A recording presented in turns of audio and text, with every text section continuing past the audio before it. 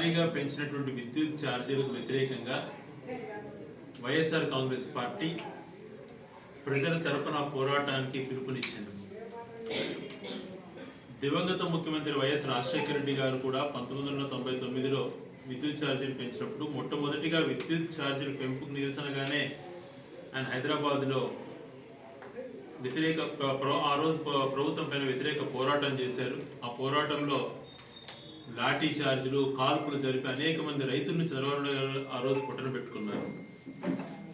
మళ్ళీ ఇప్పుడు 2024 ఎన్నికల ముందు ₹1 కూడా విద్యుత్ ఛార్జీలు పెంచము, నాణ్యతమైనటువంటి విద్యుత్తునే అందిస్తాము, పవర్ కట్స్ అనేది లేకుండా చేస్తాము, విద్యుత్ ఛార్జీలు తగ్గిస్తాము అని చెప్పి కూడా మాట్లాడాడు. అనేకమైనటువంటి బహిరంగ సభల్లో పదే ఈ మాట రిపీట్ చేశారు. ₹1 కూడా పెంచే ప్రసక్తే లేదు అని చెప్పాడు. మరి ప్రభుత్వం ఏర్పడి 7 నెలల్లోనే దాదాపుగా 16,000 కోట్ల రూపాయలు ఇప్పుడు పెంచడం జరిగింది. డిసెంబర్ వరకు 7,000 కోట్ల పైగా, ఇప్పుడు మళ్ళీ 8,000 కోట్ల పైగా నెక్స్ట్ మంత్ నుంచి ఛార్జెస్ ఇస్తున్నారు. ఇది మేము ప్రజల తరఫున విన్నవిస్తున్నాం. ఇప్పుడే నిత్యావసర సరుకుల ధరలు విపరీతంగా పెరిగిపోయి అల్లాడుతున్నారు మధ్యతరగతి కుటుంబీకులు. దాదాపుగా 80% ఉన్నటువంటి నిత్యావసర సరుకులతోనే జీవనం సాగిస్తున్నటువంటి కుటుంబాలన్నీ కూడా సఫర్ అవుతున్నాయి.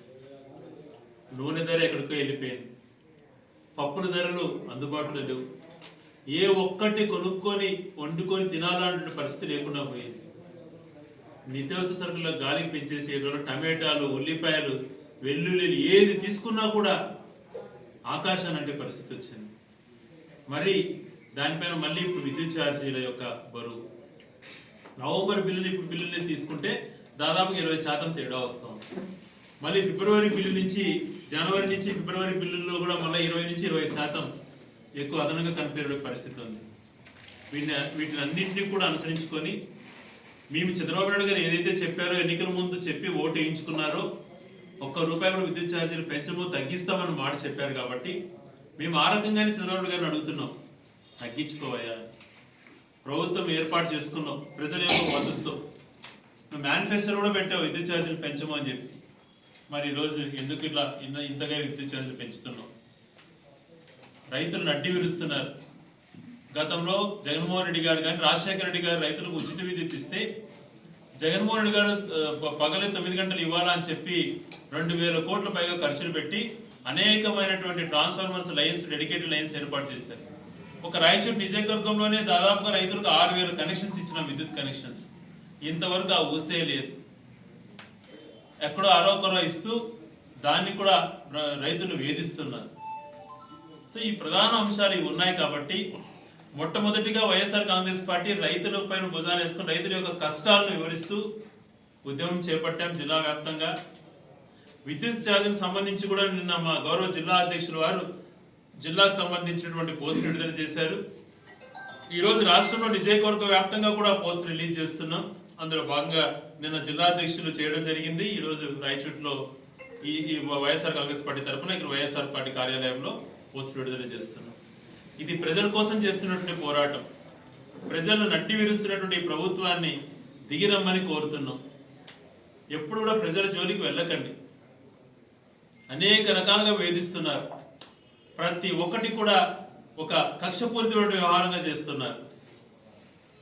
అందుకనే ఒక మాట చెప్పదలుచుకున్నా.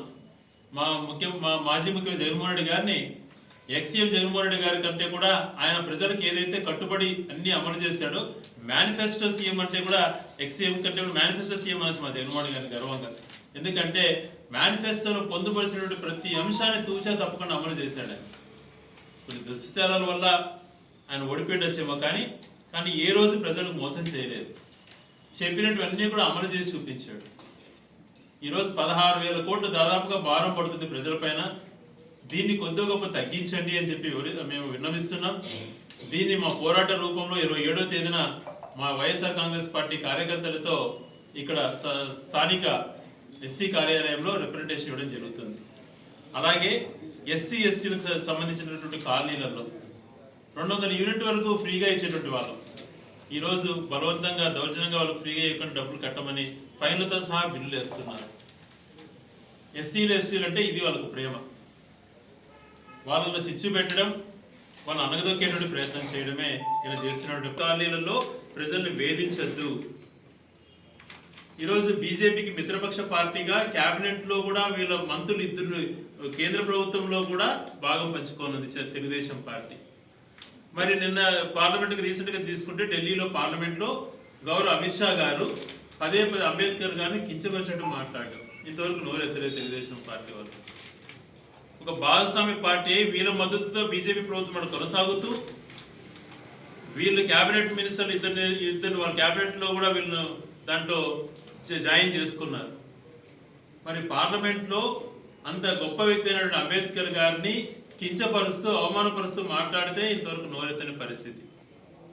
ఇది సమంజసమా? మీకే కదా బాధ్యత ఉండే. ఎందుకు కనీసం ఇలా ఎందుకు మాట్లాడారు అని వివరణ అడిగేటువంటి పరిస్థితులు కూడా లేరు అని అంటే ఎంత భయపడుతున్నారో అర్థమవుతుంది. ఒక పక్క దేశాన్ని తాకట్టు పెట్టారు, మరొక పక్క రాష్ట్రాన్ని తాకట్టు పెట్టారు వీళ్ళ పదవుల కోసం. ఈరోజు వాళ్ళ గురించి ఒక పల్లెత్తి మాట అనడానికి భయపడే పరిస్థితి ఏర్పరచుకున్నారు. వీళ్ళ మద్దతు కొనసాగుతూ కూడా. సో మా ముఖ్య ఉద్దేశం 27వ తేదీన పెంచినటువంటి విద్యుత్ ఛార్జీలు తగ్గించాలి. ఏదైతే దాదాపుగా 16,000 కోట్ల భారం వేస్తున్నారో అది వెనక్కి తీసుకోమని మేము డిమాండ్ చేస్తున్నాం.